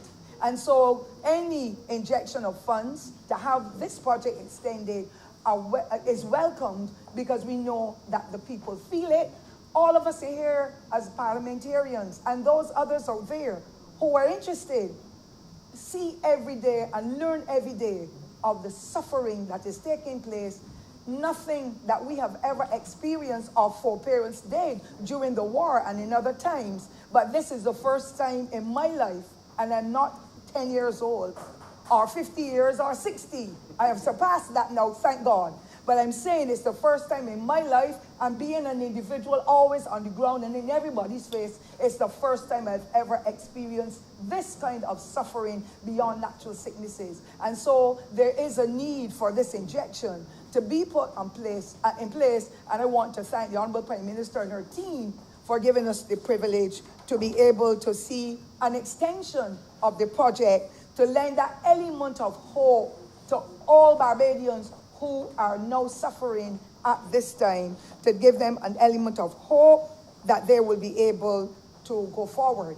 I know that there are many faith-based groups, community groups, Corporate Barbados, who came on board when the COVID pandemic struck, and they too injected many gifts, the hand sanitizers, the masks, foodstuffs, other items that would have been able to keep Barbados alive. And therefore, I think it is incumbent upon me, having had all of those donations, all of those benefactors coming in to help those beneficiaries, I think it is only fitting that I laud the excellent performance of the Ministry of Health and the frontliners in helping us to be able to stabilize in our country the spread of COVID in the way that we are seeing it in the international world, where countries have so many billions of dollars and every day their numbers are climbing. So I want to congratulate the Honorable Minister and other ministers in the various stakeholder ministries that have worked assiduously over the time of COVID to be able to stabilize our country. I also want ma'am to indicate that volunteers did an excellent job. We know that the National Assistance Board had its own challenges, but thousands of volunteers called in. Many persons came to assist because our most vulnerable also include our senior citizens who are suffering in some way or another. And I want to congratulate those volunteers and those community-based organizations that made those efforts to be able to help us. I also want, Madam Chair, to indicate that yes, people are still falling through the cracks. All of us see it. The churches, the faith-based groups, other institutions are seeing it, and families are feeling it more than ever. And so challenges in the year 2020, where there's stark poverty in some households. It would have been bad before, but COVID has made it worse. People can't get food in the way that they would like. Amenities, the light, the water, well, the telephone, that is important too, but they have now lost a lot of the resources. Yes, there was a commitment from the entities responsible that they will give a stay of allowing the lights to be kept on, that the water will be reconnected, and so on and so forth. But there are still challenges. Some people's own have been taken off. And therefore, we have to empathize with them, because this new generation has grown so accustomed to all of those amenities, and rightly so, because the only way our children can use the tablets in the schools and in other institutions, or the only way that we can work from home, especially if we are so impoverished, is if we have those amenities still up and running. And so housing has become another big problem. There are so many landlords. And I'm not going to say they're unscrupulous at all. Some of them are. But there are many landlords who have sent out eviction notices or have evicted persons. And it is sad, and unfortunately so, but I acknowledge that there are some landlords who rely on the funds in order to pay their own mortgages, and so they might have done what they had to do. But my biggest concern is that families have been turning away their own. And I do not in any way support individuals having to display elements of high disrespect for older persons in our society. And so some children have been disrespectful to their parents, so they've turned them away. And when they turn them away, where are they going to go?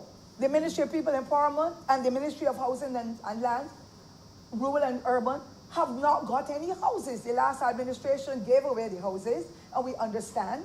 And therefore, there are limited spaces to provide, and that's the reason why the Honorable Minister of Health and his team are now saddled with an additional 25 senior citizens who are not going back home because family don't want them back, or the conditions under which they live is so perilous. And so there are myriad challenges that we are facing in this society. But I want to thank those landlords and landladies and other persons who have given shelter to individuals and families, because at the end of the day, we need to be humanitarian in whatever we do. We can't say we love God whom we cannot see, but here's our brothers and sisters whom we can see.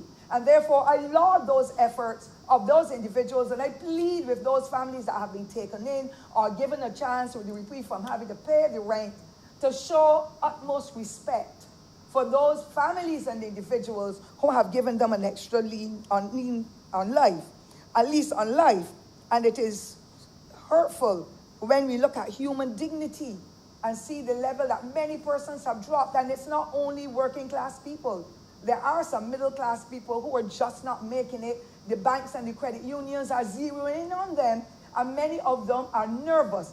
And if they choose to call me whom they do not know, to lay it out, and they hear the crying and the pleading, it says we really need to get on board and make sure at least that there is food and that measures are put in place to ease those persons who are suffering in those various ways. There's nothing more discomforting than to work hard for years, and then you have only 2 more years to pay your mortgage, and because you have been unemployed due to COVID, due to the scaling down of employment, that you now are on the brink of losing the only thing that you might have worked so hard and made so many sacrifices to hold on to, the house that you and your family are living in.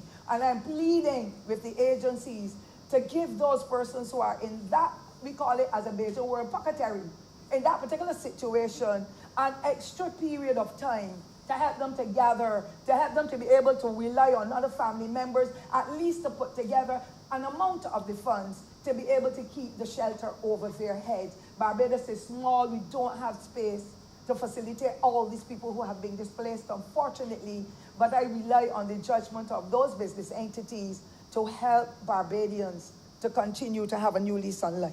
I also want, before I close, Madam Chair, to indicate that the Welfare Department had been given an additional 10 million for this financial year, and it is probably it's on the brink of exhaustion, because the Welfare Department has been working over the past months to be able to meet those needs of Barbadians who are falling through the cracks, as well as to cater to those persons who received the services before. And it is extremely challenging for them to be able to achieve those goals of serving Barbadians as a whole. And so these fundings will help. And I want to laud those efforts of Barbadians who are caught right in the midst of the COVID, and the impact that it's having on them have determined we are resilient people. And we're going to put up our little wayside kiosks, or we're going to make masks, or we're going to make some bread, or we're going to sell whatever to be able to keep our heads above water. We have always had resilient people in Barbados. When our parents had to work in the agricultural belt, they made sure that they did a little sowing.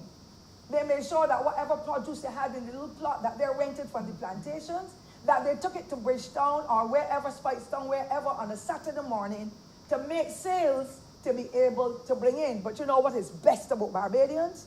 The whole approach of the barter system. I go pumpkins, you go potatoes, we give, we share. And what saved our generation was the shopkeepers who would have allowed us to be able to what we call trust and pay back the money the next week or whenever funds were made available. We don't have those anymore as far as I can recall, and therefore we need to get back to the life that helps us. I want to commend the Honorable Prime Minister because of the vision that she has in relation to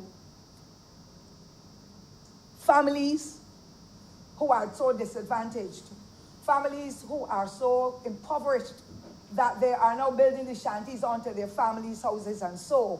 But I encourage families again, pool the resources. You can't be there with your partner living on the same land, using up the water or whatever is in that household that is in front of yours or behind yours, and then not putting in something to help pay the light bill, or not speaking to your mother, or not bringing in your bag and somebody else who has the sugar, and pool. That is what we all knew as proud Barbadians. And therefore I encourage them to continue to do so, because we have identified families in our poverty project, sometimes 15 and 20 people. And it's not only urban Barbados, rural Barbados has got some of them as well, and they're all falling through the cracks. So I encourage the pooling of the resources and helping to heal broken families. And as I conclude, ma'am, I want to say that I am from the generation where the 4-H movement encouraged every community to grow something, to make something, to do something meaningful that will help to build the government and the families. And it is unfortunate we have so many secondary schools that have got space. St. George Secondary is doing an excellent job. Grantley Adams is doing an excellent job with the animal husbandry and all that. I know that Lester Vaughan is now beginning to get back on his feet, but there's so many others, and we need to incorporate agriculture into whatever we are doing, because that is all that will help to sustain us. We can feed ourselves, we can reduce that import bill on food to make the difference. And so Barbadians have been strong, they have been resilient, they used to raise their own animals. I did. I know what it is like to milk the cow when they kick down the whole bucket of milk. I know what it's like to carry out the sheep and graze it along the road, and now we have to go and plant back hedgerow and all that. to be able to build back Barbados and save top soil from running away. I know what it is like to be putting my money into the Bright Star Lodge, that I can get new shoes to start up the new school year, otherwise crap will smoke my pipe. And so we were resilient, we were industrious, we were hardworking, proud Barbadians. And I encourage others to join in that and make the difference. The pride and industry, the dignity towards work, thrift, feeding ourselves and in our villages, that still is extremely important. And I want to indicate, ma'am, again, how I have given my support not only to this aspect of the supplementary, but indeed for the one with the pit toilets that will, and the eradication and all others that will come into this particular vote to the tune of 30, I think it is 32 million. I would have had it jotted down, but you know how it is, ma'am, when you're getting young, sometimes you forget. But the amount that the Honorable Prime Minister indicated just now to help to advance Barbados and to give our people a more comforting set of experiences as we go through the COVID and the unemployment that is spiraling. We need to come together as a people and give, share, respect each other to make sure that everybody is happy despite what level they're at. They're safe, they have shelter, they have food, and they have love within the households and in the communities that will spiral across this entire country. I wish to thank you, ma'am, for the privilege. Thank you. Honorable Member for the City. Thank you, Madam Chair. I beg to move that you do now report progress to His Honor the Speaker and ask for leave to sit again. Seconder. Question is that I do not report to His Honor the Speaker progress and ask for leave to sit again. All honorable members in favor, please say aye. All those against, please say nay. I think the ayes have it.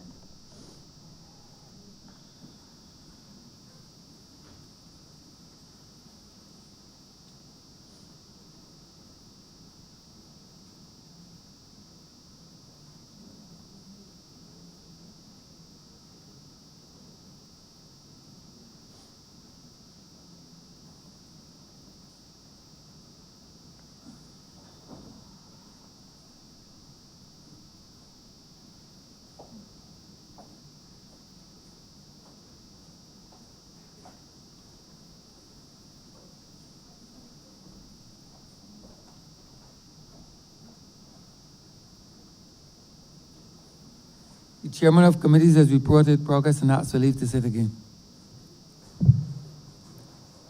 Honorable for City of Bridgetown. Mr. Speaker, I beg to move the suspension for lunch until 2:05 p.m.